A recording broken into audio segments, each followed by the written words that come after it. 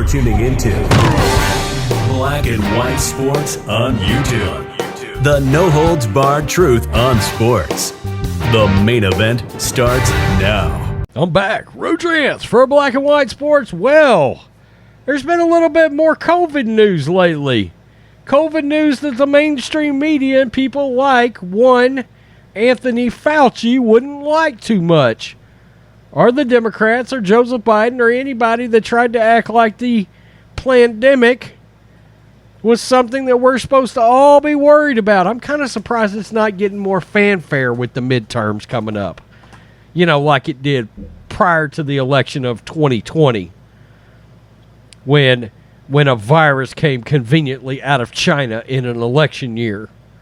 Oh, not supposed to say that out loud. Well, remember when they were telling us athletes could not compete? You could not compete, world-class athletes. It was too dangerous for you. And as we found out from the Mets pitcher, Chris Bassett, he said, I was just fine. I was just fine. To the point he said, I really shouldn't have said anything about me being positive because it hurt his team. Well, now we've had something else. We've had a cyclist win the 9th stage of the Tour de France after testing positive for COVID-19. Well, this doesn't seem right. Seems like he ought to be on his deathbed. That'd be my understanding, right? This is Outkick. While every other sport, league, and event continues to ban athletes from competing after they have a COVID test positive, the Tour de France is changing that pattern. Bob Jungels, although I suspect that's Jungels, of Luxembourg, tested positive for the virus the day prior to the start of the race in Copenhagen on July 1. Instead of seeing the positive result and keeping him from racing, a panel of doctors looked at his sample and deemed his viral load low enough for him to ride. In other words, doctors determined he was not contagious to others. Fast forward to the 9th stage on July 10th, and he is the first to cross the line during the 9th stage. Quote, I had a test on Thursday morning, but with the result you could see I could start the race on Friday. It was very, very close, I believe, Jungels told Reuters. Quote, luckily I made it.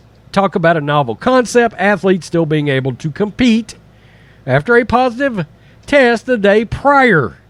Maybe the Tour de France doctors have a different technology than every other sport around the world and are the only ones that can determine the severity of viral loads. The win for Jungels was a monumental one for a number of different reasons.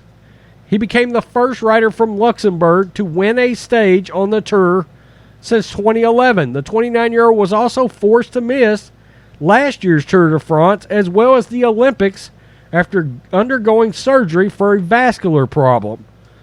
So, let me get this straight. He's an athlete, still got an underlying condition, but his doctors were able to determine, you know what, we think you can go compete.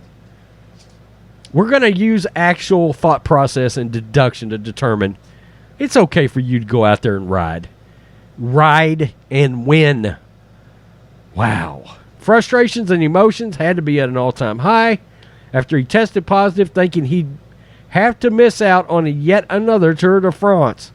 Thankfully, the doctors allowed him to ride, and 9 days into the tour, he earned a stage win on a solo mountain raid. Bravo. I mean, that's great. That's awesome. But this goes to show you, I mean, how long should doctors have been doing this the whole time? All right? I mean, they banned Novak Djokovic from being in the U.S. Open because he's unvaccinated. Do you know how foolish they look right now? How foolish tennis looks right now? Because of that? Wow, this cyclist went out there with COVID and won the 9th stage of the Tour de France. Bravo, bravo, Anthony Fauci. You are a total complete circus clown. Tell me what you think. Black and white sports fans, peace. I'm out. Till next time. Thanks for watching the show. Be sure to like, comment, and subscribe. Be sure to tune in next time on Black and White Sports.